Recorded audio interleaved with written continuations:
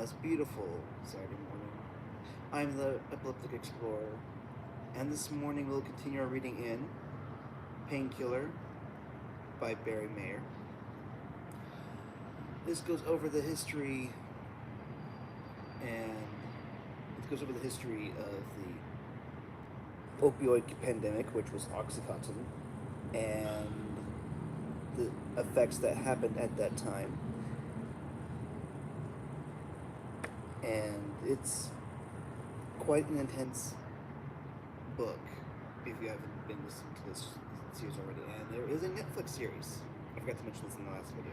There is a Netflix series out on this book, and I have not seen the show myself since I personally don't have Netflix. So hopefully one day I will have Netflix and I will do a good comparison on this and the show. So without further ado, let's go ahead and continue reading Painkiller.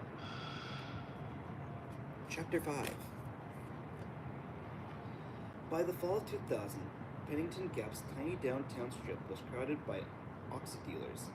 They stood on every corner holding up either two fingers, indicating that 20 milligram oxys were for sale, or four fingers, which signified that the 40 milligram versions were available. Lindsay Myers was a regular customer along with her new boyfriend, Ray, a local mechanic 8 years older than she was. Their oxy habit was costing them about $300 a day, and Lindsay quickly emptied her bank account, but she found another source of cash, a fireproof safe in her parents' bedroom. Lindsay knew where the key was hidden, so while she was alone in the house, she took the key and opened the safe. Two cans that looked like shaving cream containers sat on one shelf.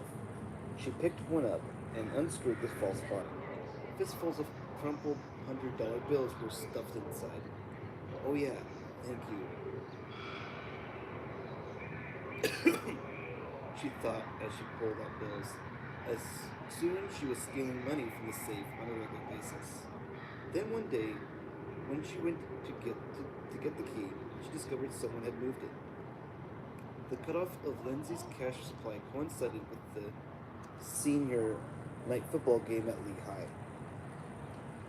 a tradition that took place during the Generals' last home game of the season. At halftime, the name of each player or cheerleader graduating that year was announced over a loudspeaker, accompanied by proud parents. Each senior would then walk across a 50-yard line to the applause of friends and neighbors. Senior night was Lindsay's night to shine. She was the graduating captain of the cheerleading squad.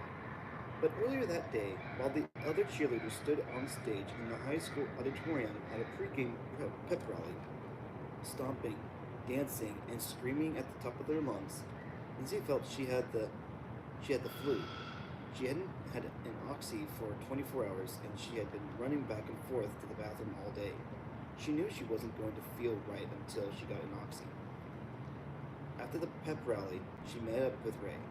She was out of money, but promised to call his brother and beg him to wire $100 right away. As soon as he got the money, he told Lindsay he would buy 2 Oxy 40s and bring one to her. At the game a few hours later, Lindsay tried to cheer on the Generals as she fought off her nausea.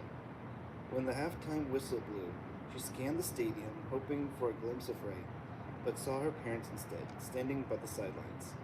It was a big night for them, and they looked happy and relaxed as they chatted with the other parents. Then it was time to begin the procession. Lindsay heard her name boom over the stadium's public address system. Lindsay Myers is a senior and is the captain of the girls' varsity cheerleading team, the announcer said. She is the daughter of Jane and Johnny Myers. She is 17 years old. Jane and Johnny escorted a miserable Lindsay across the field.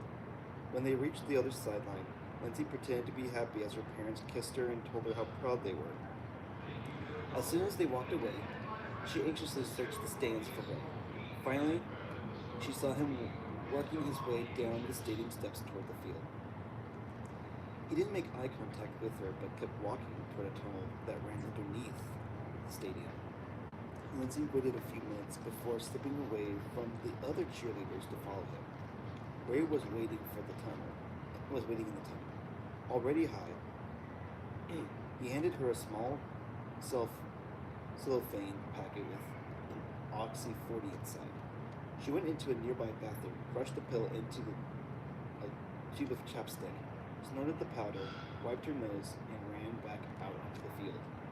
All over Lee County, the Oxycontin crisis had gotten worse. The number of children who had to be placed in foster care because of a drug addicted parent was neglecting them had doubled. A local methadone clinic estimated prior to opening that it would daily treat about 15 patients addicted to opioids during its first 12 months of operation. 6 months after the clinic opened its doors, it was treating 250 people a day, the vast majority of them addicted to Oxycontin. Inside Purdue, the alert issued by the U.S. Attorney in Maine, J. McCluskey, set off alarm bells. In a hasty scribbled note, the company's top public relations strategist, Robin Hogan, told a senior marketing official that Purdue needed a strategy to contain this. At McCluskey's urging, the company agreed to end the weekend educational treatment retreats it had been holding for doctors and also began to distribute prescription pads that couldn't be duplicated in copying machines or easily forged.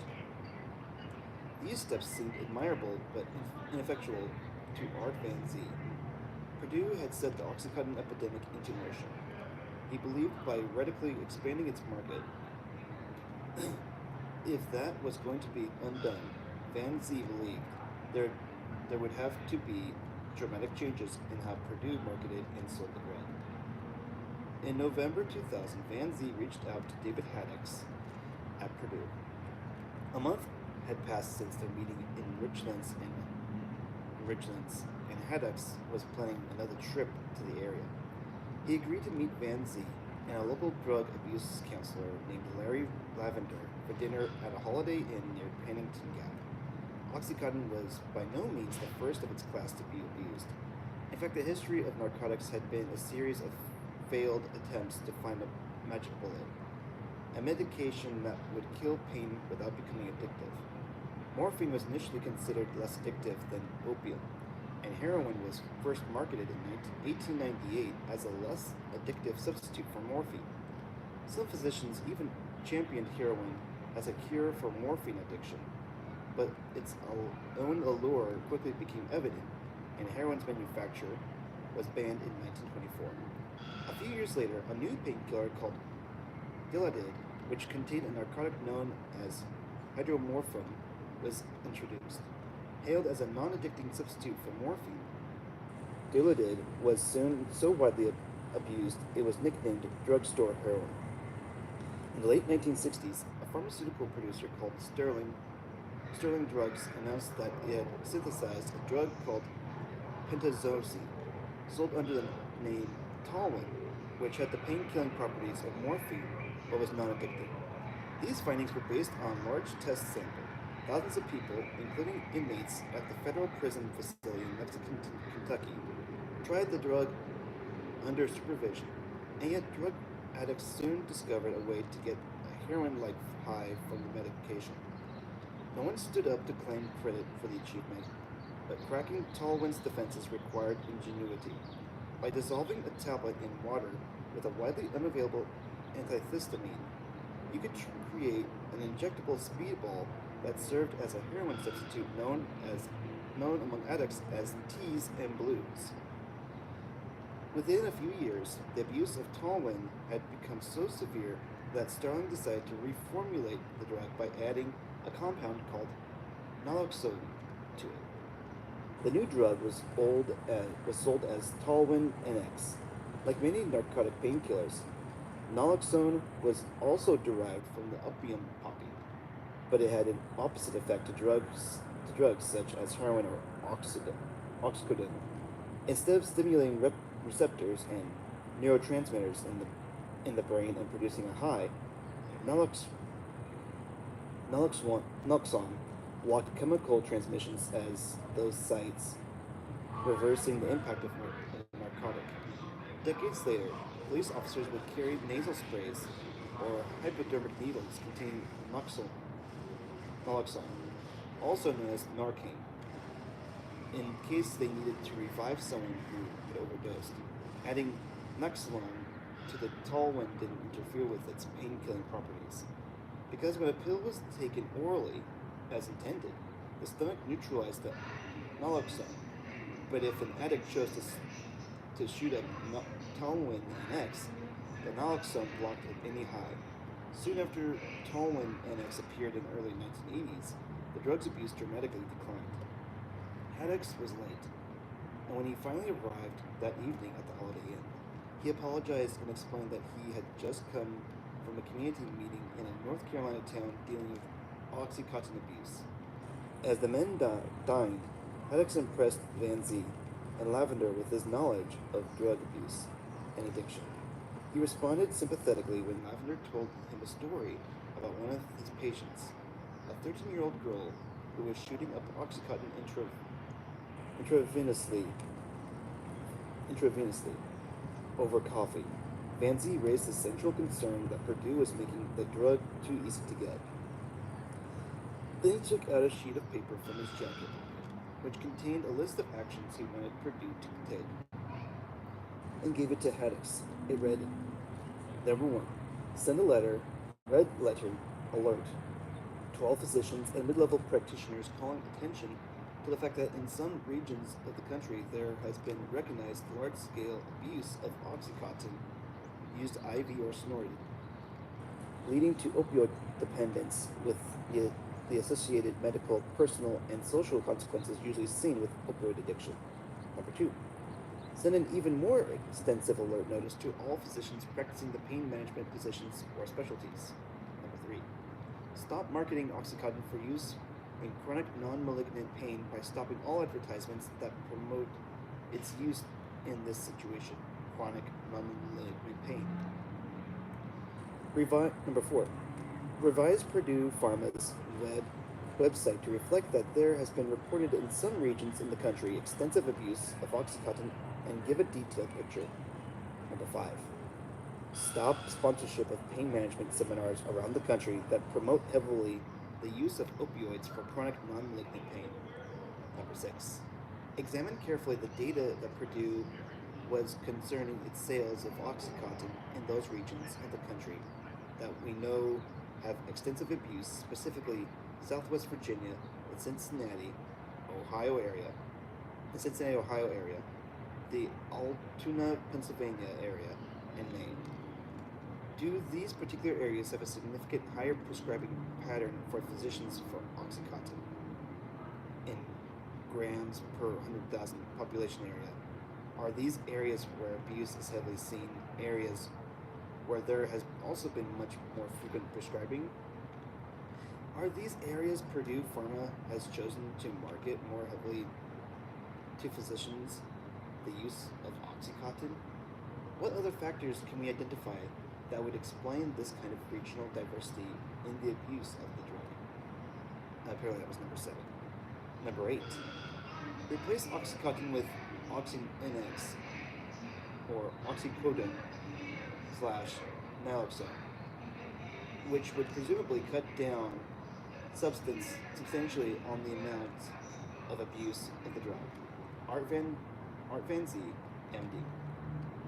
After glancing at the document, Haddix assured Van Zee and Lavender that he would deliver the recommendations, and the three men wished each other good night.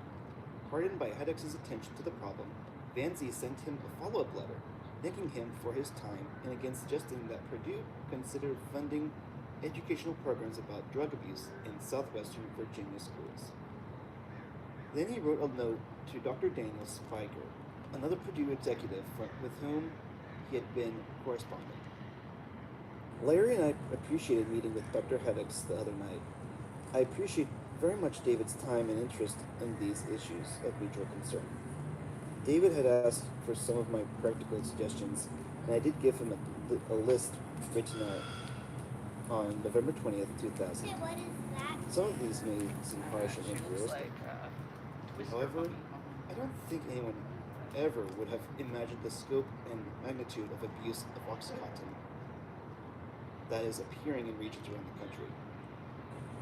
My fear is that these are sentinel areas, just as San Francisco and New York were in the early years of HIV, the virus that causes AIDS. I don't think any of us understand all the reasons why this is occurring. Therefore, until this is better understood and come to terms with, I do suggest these measures to stop promoting Oxycontin for use in chronic non-malignant pain. I would think until things are better understood as to what is going on, that this would be in the best interest of public health and Purdue. Purdue had no interest in Van Z's recommendations, but not long after he gave them to Haddox, two drug abuse experts from Yale University, or Dr. David Phelan, and Dr. Richard Schottenfeld, arrived at a community center in the tiny town of St. Paul, Virginia, about 50 miles east of Pennington Gap. Nearly 150 people soon made their way into the hall, where a buffet-style dinner, platters of chicken and biscuits and salad, was laid out on tables. Many of those attending were doctors who, like Vince Trevino, had come to work in Appalachia as physicians for the Federal Public Health Service as a way of paying back government loans for medical school. Art Van Zee had arranged the meeting for two reasons. He hoped to educate physicians in and around Lee County who had little experience with opiate addiction. Heroin had never been a substantial part of the drug scene in Appalachia. Places like Pennington Gap were too far away from the big cities and interstate highways that served as the hubs and trafficking routes of the heroin trade. Now, every doctor in the region was dealing with people hooked on a legal drug, Oxycontin, which was as addictive as heroin. This medical community was particularly vulnerable to the misinformation he believed was spread by groups like the Appalachian Pain Foundation, and he hoped good information would be an antidote. Phelan and Schottenfeld described for the crowd the process of addiction and the different ways to treat it. Experts, they said, don't know precisely why some people get addicted to a drug and others don't, and suspect that genetic, neurobiological, and social factors all play a role. There was a distinction, they pointed out, between addiction and drug dependency, the natural process in which a person taking an opioid under a doctor's supervision becomes physically, rather than psychologically, dependent on the drug. Opioid advocates have long argued that patients were being mischaracterized as addicts because they experienced withdrawal symptoms when the opioids they were taking were reduced or cut off. But some drug abuse specialists believed that the lines between those two conditions were not so clear. The intense physical reaction and psychological stress caused by the withdrawal of a narcotic from a patient could play a role in the addiction. Put another way, if patients feared going through withdrawal, they would do what they could to stay on painkillers. Phelan added that while he considered Oxycontin an extremely useful medication, places like Lee County were not the best settings for prescribing it, because resources weren't available to deal with the calamities resulting from its misuse. Toward the meeting's end, one man in the audience confronted Van Zee and the Yale experts. He asked them if they thought the problem of opioid abuse would disappear if Oxycontin was no longer prescribed. Later, someone told Van Zee that the man was a sales rep for Purdue. In early December 2000, about a week after the meeting in St. Paul, Van Zee sat in his basement office, writing another letter, this time to the FDA. Initially, he had felt upbeat about his meeting with David Haddox, but he had come to realize that whatever Haddox or any other Purdue official said, the company's actions, or rather its lack of action, spoke far more loudly about its intentions. A few days earlier, he had called the FDA headquarters in Rockville, Maryland, and told an official on the agency's controlled substances staff about the scope of the Oxycontin problem in southwestern Virginia. His letter, a follow-up to that conversation, described the outbreaks of Oxycontin abuse in Lee County and urged federal officials to take action. He also sent a copy to a official to another federal agency, the National Institute on Drug Abuse. This is a problem that is not being written about in the medical literature. The experts in the pain management community promote the use of opioids for chronic non malignant pain, and Purdue Pharma has marketed aggressively for the use of opioids in chronic non malignant pain. The real life experience for the liberal use of opioids has proven to be a medical and social disaster for our region, and as I fear, may be a glimpse of what will happen nationally over the next few years. I would request that your office look into this further if at all possible.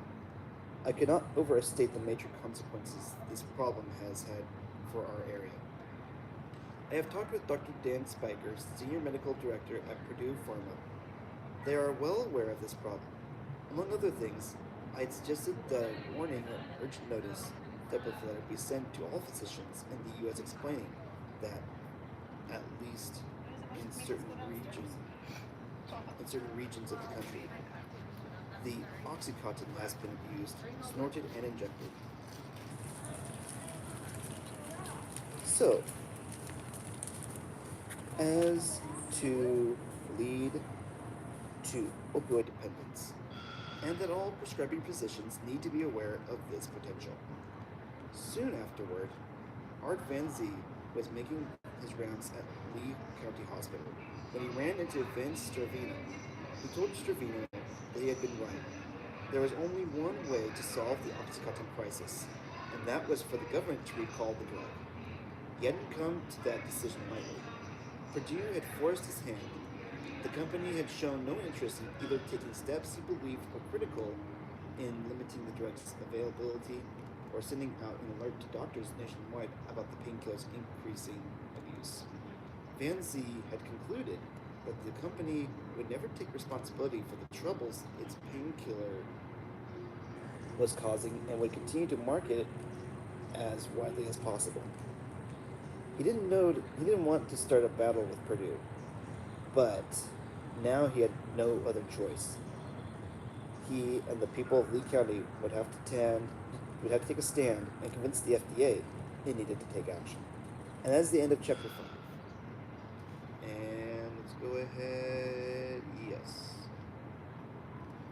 We'll go ahead and read chapter 6 because that chapter was very short. So we're going to read chapter 6 right here. In March 2001, a group of Purdue executives arrived in Richmond, Virginia.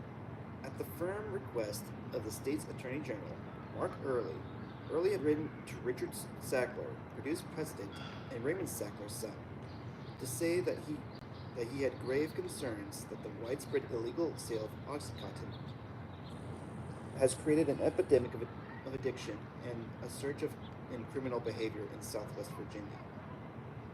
The group of executives was led not by Richard Sackler, but by the company's top lawyer, Howard Udell, who presented Early as a plan to one the company had recently announced in May. It added provisions including a program to alert teenagers to the dangers of prescription drugs and a $100,000 grant to study the development of a prescription monitoring system in Virginia.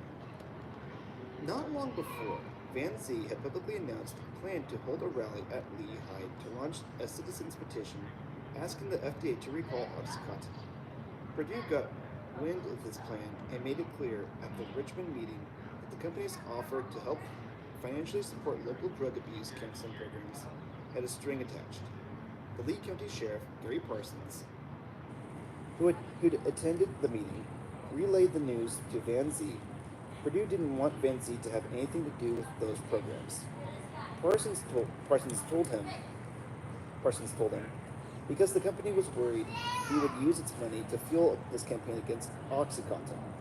Van Zee didn't mind. If it can help the county and I need to get left out, that's fine, he said. A week later, at the Lehigh Auditorium, 800 distraught adults whose children, siblings, loved ones, or friends had been affected by OxyContin abuse filed in to hear Van Zee and others speak. Outside the school, a man clad in farmer overalls held up hastily scrawled a cardboard sign that read, "Tell the drug pushers." Jane Myers took a seat in the audience along with Lindsay and her boyfriend, Ray. It was Lindsay's first trip back to Lee High in 2 months. She and Ray were in rehab, and every day they made a 4 hour long round trip between Pennington Gap and Knoxville, Tennessee, the site of the nearest methadone clinic. The facility was located in a rough part of Knoxville, and dealers stood on nearby street corners selling crack cocaine. Lindsay was trying hard to stick with her methadone program. She couldn't attend classes at Lehigh anymore, but her mother hired a teacher to tutor Lindsay at home every afternoon, so she would have a chance of graduating that spring with the rest of her class. Lindsay couldn't help feeling that in taking methadone, she was trading one drug for another. Van Zee and Beth Davies stood on the same stage Lindsay Myers had struggled across during the senior night pep rally. Sister Beth started the meeting, and several church leaders followed. Then Van Zee spoke. For a time, he said, he believed that Oxycontin's benefits outweighed its risks. Now it was clear to him that its dangers were too great. The pain and suffering brought to countless families and communities by the abuse of the drug surpass, by an extraordinary degree, its benefits, he said. I'm not sure I wrote that right. Okay.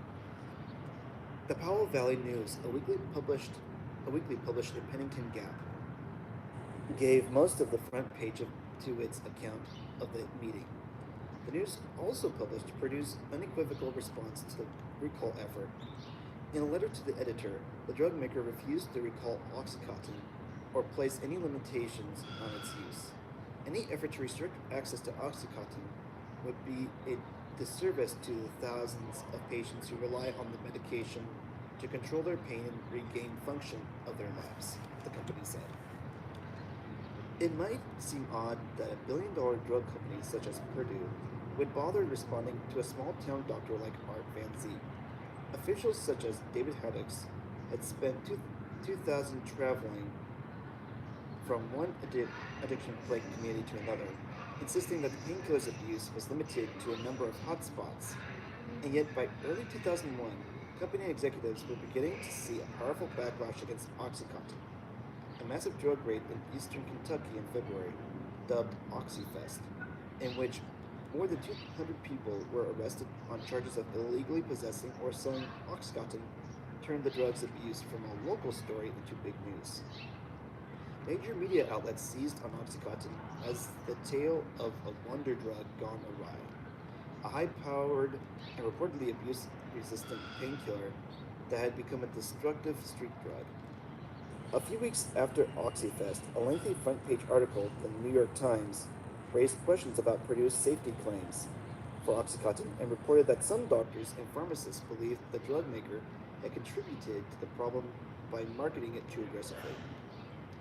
Coroners and other local authorities cited in the Times account estimated that Oxycontin had been a factor in at least 120 drug overdose deaths.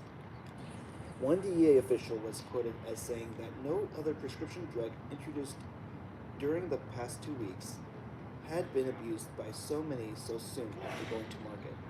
Major articles about Oxycontin abuse appeared in weekly news magazines including Time, Newsweek, and Even People. A public relations firm, Fleshman Hillard, hired by Purdue to monitor news coverage of Oxycontin, reported that Oxycontin stories continued to permeate the media. Numerous examples were cited, including one 2001 report on the NBC television network that typified the tone of the media coverage. The public relations firm wrote, on March 2022, the NBC Evening News aired a segment focusing on the abuse of Oxycontin among teenagers and young adults. While NBC's report provided fairly balanced coverage, it was led by a teaser on a number of local NBC affiliates. In some of the nation's biggest media markets, incorporating the story of a woman whose Oxycontin-addicted husband tried to burn their house down. In her own words, them things should be taken off the market. They are killing people. In the NBC Evening News national report, a physician said he won't prescribe Oxycontin to his patients and suggests that the drug should be reformulated to make it less addictive. These statements provide fire for legislators looking to regulate the prescribing patterns of physicians, and as a result of NBC's coverage, people all over the country heard them. Before Oxycontin, most journalists had never heard of Purdue Pharma, nor was much known about the Sacklers. Even those who recognized the Sackler name were less likely to connect it with the pharmaceutical industry than with the art museums, galleries, and medical schools underwritten by the family. Photographers of Sackler family members appeared occasionally in the society pages, but the family generally avoided any scrutiny.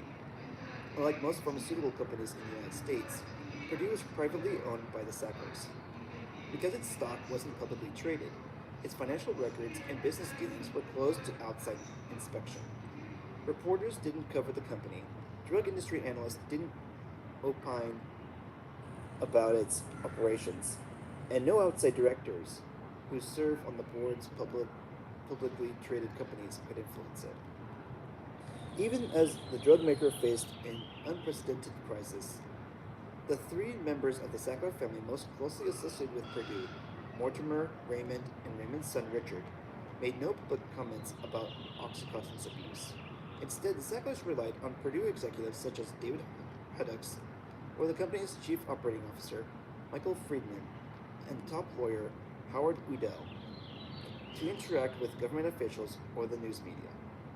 In early 2001, FDA officials, alarmed by published accounts of Oxycontin abuse, contacted Purdue headquarters. According to one agency official, it was made very clear to them that we were greatly concerned about what we were hearing and what we wanted to know how we could work together and intercede before the problem got worse. The fate of Oxycontin and the fortunes of Purdue now hung in the balance. In 2000, Richard Sackler had told a gathering of sales reps that Oxycontin's remarkable sales growth would continue to fuel the drug maker for years to come. With the company's reputation under attack and government regulators questioning Purdue's response to the crisis, all of that was at risk. Following the urging of Purdue executives such as Robin Hogan, the company's chief public relations officials developed several strategies to deflect criticism of its aggressive marketing of Oxycontin and to avoid any restrictions on sales. Purdue hired a small battalion of crisis management experts and media consultants to supplement its small staff. One of them, the Midgen Group, had represented and battled breast implant manufacturers and the lead paint industry, Another firm, Nicholas Tizenhall, described itself as the leader in crisis management and high-stakes communication. The two firms set out to calm the roiling waters surrounding Oxycontin and to launch a counterattack against with what Purdue officials felt were the media's unfair depictions of company practices. The counteroffensive that emerged was intended to reinforce the legitimate use of Oxycontin, deflect the media's focus away from its abuse, and shift attention to the topic of prescription drug abuse in general. As Purdue officials put it, Oxycontin was simply the latest drug du jour in a long line of abased medications. To support their case, Purdue distributed pie charts intended to show that the number of overdose reports involving hydrocodone containing painkillers like Vicodin was far higher than that involving oxycodone containing drugs like Oxycontin. These statistics, while not false, were misleading because painkillers that contained hydrocodone were prescribed at 3 times the rate of those that contained oxycodone. At the center of Purdue's defense was a sheaf of testimonies from satisfied pain patients. Company executives, after careful coaching by communications consultants, insisted publicly that it would be a tragedy if the behavior of drug addicts prevented legitimate patients from getting access to medication.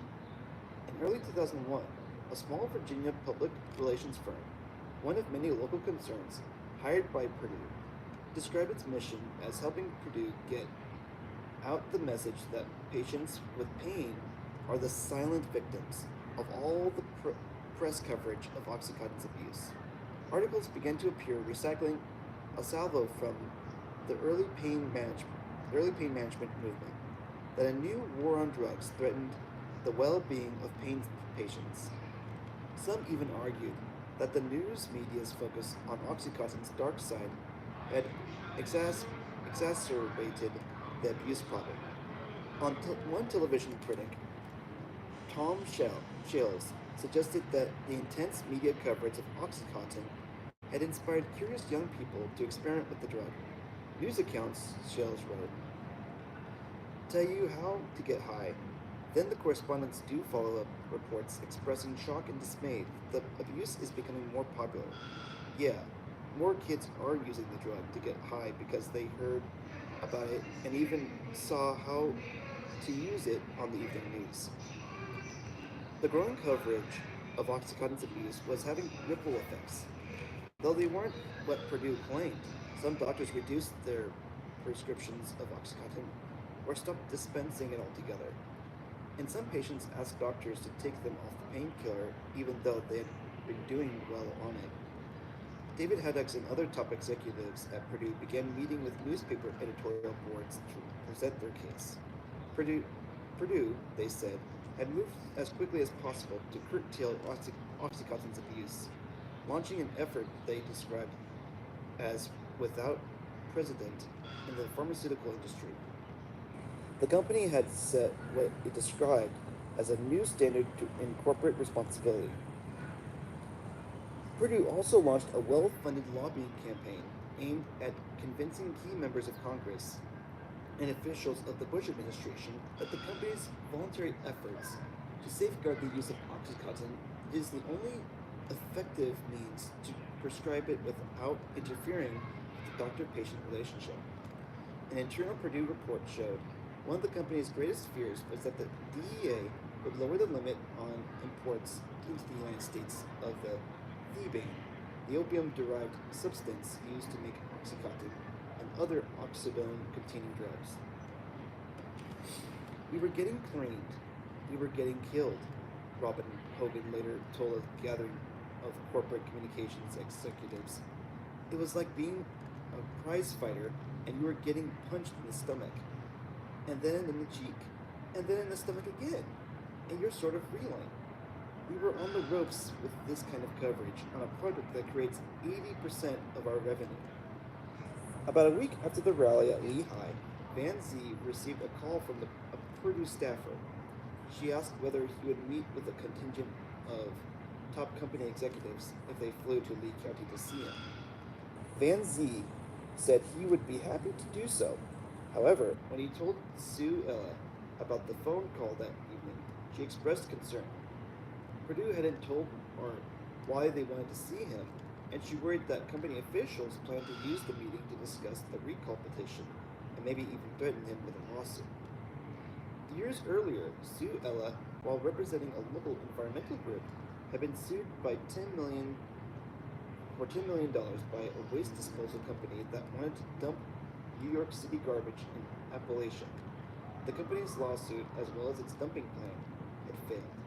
But she remembered how the company had used the lawsuit as a weapon to intimidate a much smaller opponent, and the lawyer in Sue Ella feared Purdue might try to use the same tactics against her husband. She told Art she didn't want him to go by himself to meet with the Purdue team, and when other members of the Lee Coalition for Health learned about the meeting, they agreed to go with them.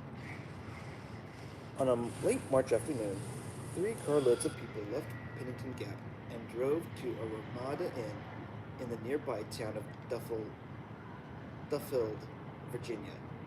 Along for the trip with Van Zee and Sue Ella were Beth Davies, Elizabeth Vines, Vince Duravino, Laurie Lavender, the drug abuse counselor, Greg Stewart, a pharmacist, and another man who was a local bank official. When they entered the motel's lobby, a woman approached Beth Davies. "Hello, Sister Davies," she said. Davies didn't recognize the woman. "How do you know me?" she asked. The woman explained that she worked for Purdue and had attended the Lehigh meeting. She told the group that the company's corporate jet had been delayed taking off from Connecticut, but that she expected her colleagues to land shortly. They arrived an hour later. David Haddix shook hands with Van Zee in lavender and then introduced his companions, including Purdue's chief operating officer, Michael Friedman, and its senior lawyer, Howard Udell. Udell, Udell was small and portly and, with a sagging double chin, looked older than his 60 years. He had spent much of his legal career working for the Sackler family, first with the New York City firm and later at Purdue itself. Udell could seem gracious and grandfatherly, but he was shrewd and aggressive, and he was playing a central role in trying to steer Purdue through the Oxycontin crisis. Friedman, with the tall red hair and a mustache, had overall responsibility for Purdue's sales and marketing strategy. Before joining Purdue, he'd held top sales positions at an industrial bolt manufacturer and a welding and metal treatment business. According to a story that circulated around Purdue headquarters, Friedman had found his way into the drug industry through a chance meeting with Richard Sackler on an airplane flight. Sackler was so impressed by his conversation with Friedman that he offered him a job. Initially, Friedman was responsible for seeking drug licensing deals for Purdue, but he steadily worked his way up through the company. In the late 1990s, he became a top officer and announced at a company meeting that Purdue's growth would be so spectacular over the next decade that it would join the ranks of the 10 largest drug companies in the United States.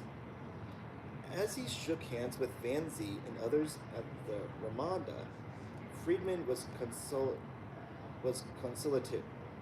conciliatory. "We understand you folks are having a horrible problem," he said. "We are here to see what we can do to help." He began the meeting by describing the measures Purdue had already taken to cut down on Oxycontin's misuse. Purdue had begun funding drug counseling services in some areas and considered underwriting a similar program in Lee County. He took care to emphasize that Purdue would continue to offer such aid even if the Lee Coalition pursued its recall petition. Friedman struck Van Zee and the others as courteous and concerned, but they were moved. If Purdue really wanted to help, they told him, the company should stop promoting Oxycontin for non-cancer pain until it was reformulated with naloxone. Purdue had recently announced that it was investigating ways to make the painkiller more resistant to abuse. But David Haddix responded that to simply withdraw it from the market without a replacement would harm patients who needed it. The discussion went in circles until Stravino lost patience, telling the Purdue executives that neither he nor Van Zee had a stake in the Oxycontin fight. Nobody in Lee County had anything to gain or lose from Oxycontin, either financially or professionally. They were only trying to stop a public health calamity from spreading. Before long, Stravino warned the poor, overdosed sons and daughters of Appalachia turning up injured or dead in emergency rooms would be joined by kids from affluent suburban homes. Their parents wouldn't hesitate to sue Purdue, and the company would find itself embroiled in ugly, expensive litigation for years to come. "The genie is out of the bottle," Stravino said. This is only the beginning. This is going to follow you everywhere." That was when Van Zee introduced the local bank official who had come with them to the meeting. He showed photographs of his family to the Purdue executives and talked proudly about his daughter and a successful teacher. Then he told Haddix, Udell, and Friedman a tale of the misery caused by Oxycontin. All the happiness had been squeezed out of his life, he said, after his youngest son became hooked on oxys. It was a typical story. Things that could be easily sold like tools and guns, began to disappear from the family's home. Then his son ran up huge credit card bills. The boy denied he had a problem, even as he kept getting worse, until finally, when it seemed his life was in the balance, he agreed to seek help. 2 years later, his son was barely hanging on. His Oxycontin habit and ongoing treatment had already cost the family about $80,000. Depleting the man's retirement savings, he told Friedman, Udell, and Haddix that he agreed with Van Zee. He thought Purdue should take the drug off the market until they could make it safer. We are an average American family, the man said. Surely you have got enough patriotism to worry about this country. The Purdue group was silent. Finally, Friedman responded. I'm sorry your family is having such a problem, he said. Udell picked his briefcase off the floor and opened it. He removed several large pieces of paper and passed them around. I want to show you this because it's going to run in the local newspaper, he explained. The pages were photocopies of a full-page newspaper advertisement. The ad's headline read, an open letter to the citizens of Lee County from Purdue Pharma, and at its end, the letter bore David Haddock's name, as though it were a personal note from him. It read, I'm a native of Appalachia and a physician who has spent much of my life studying and treating both pain and drug abuse.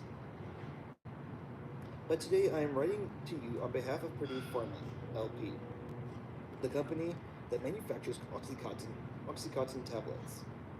Haddock's letter went on to say that Purdue was greatly concerned about the devastation that prescription drug abuse is having on Lee County, and was committed to addressing it. However, the company wanted to clarify some information that was discussed at the recent meetings at Lee County High School, so that we can work together from a platform of truth. Some newspaper reports suggest that Purdue had placed a special emphasis on marketing Oxycontin to doctors in poor areas like Appalachia that relied on taxpayer-funded health care programs like Medicaid. But the ad stated in bold-faced type that such claims were absolutely untrue. It is equally false to say that Purdue knew about the abuse potentially of Oxycontin from the beginning and did nothing about it. That stated the ad, which also disputed any suggestion that a reformulation of Oxycontin would be quick and easy. We understand that Lee County residents are about to expend great effort and energy to promote a petition demanding the recall of Oxycontin, the ad continued. We are fortunate to live in a country where we can all express our views openly. However, we are concerned that the problem of abuse will not be solved by removal of a single drug, particularly one that millions of patients depend upon. Instead of this futile petition drive, the energies of the people of Lee County could be spent on positive ways of dealing with the terrible problem of drug abuse and addiction. The ad suggested that this be accomplished through efforts including school education programs and prescription monitoring plans. To Stravino, Sue Ella, and Beth Davies, the purpose of the meeting was now clear. It was a setup orchestrated by Purdue to shove the ad down their throats. Furious, Sue Ella turned to Haddix. This is the most insulting thing that I have ever seen, she told him. You have done more to hurt Appalachia than the coal industry has ever thought about doing. Haddix sat bolt upright. I resent that, he said. I don't I don't care if you do, she replied. The truth will stand. I'm not going to stay here. She stormed out into the lobby. Greg Stewart, the pharmacist, soon joined her. I'm going to pay the bill, she told him. I've already paid it, he said. I did. Did you pay for theirs too? Ella asked. No, Stewart replied.